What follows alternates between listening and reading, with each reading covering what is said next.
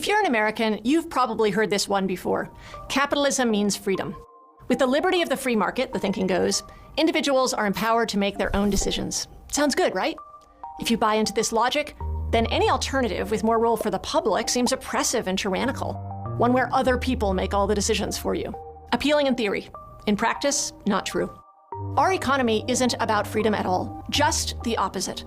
American capitalism today is defined by an overwhelming lack of freedom for the vast majority of people and incredible dictatorial power for a few people at the very top.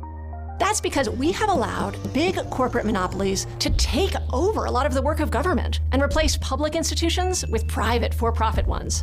They have gobbled up small and medium-sized businesses so they can set all the terms. You hear a lot about the freedom to choose, but what does that freedom really mean? Sure, we can choose between different eyeglass companies until we learn they're all owned by the same company behind the scenes. We can choose between Budweiser, Skoal, or Beck's beer, but they're all owned by the same company too. And when it comes to work, where most people spend most of their time, people don't have much freedom at all. Despite claims that workers freely enter into a contract to sell their labor, there's no free choice between working and not working. In a country like ours, where 40% of people can't scrape together $400 in an emergency, the reality is that you either work or you starve. You don't have several months to take time off and carefully choose a good employer.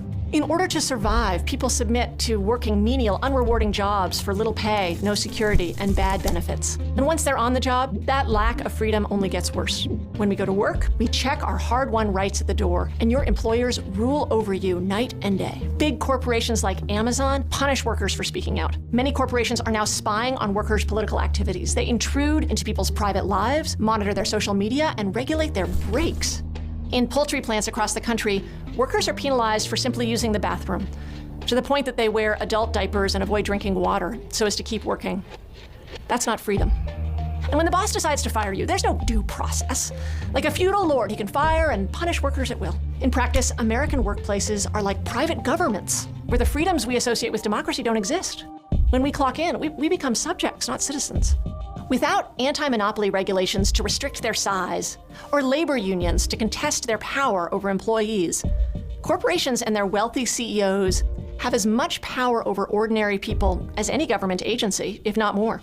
Despite the lie that our market is free, most industries are dominated by a few massive firms. 2 corporations control office supplies, 5 corporations control food, 2 corporations dominate retail, 4 corporations control home internet, 1 corporation dominates books. Instead of free competition, the status quo is monopoly control. Huge corporations set the terms and manage the economy from their perch at the top of the market, deciding who succeeds and who fails. When Facebook decides to promote a political agenda to benefit itself, who can stop them?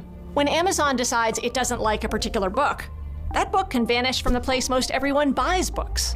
When Pfizer decides to raise insulin prices ahead of a shareholders meeting, it's done, and people die as a result. Every day, decisions that affect millions of people are made not by everyone in a democratic manner, but by unelected people who have profits and not the well-being of others in mind. That's the problem at the heart of our system.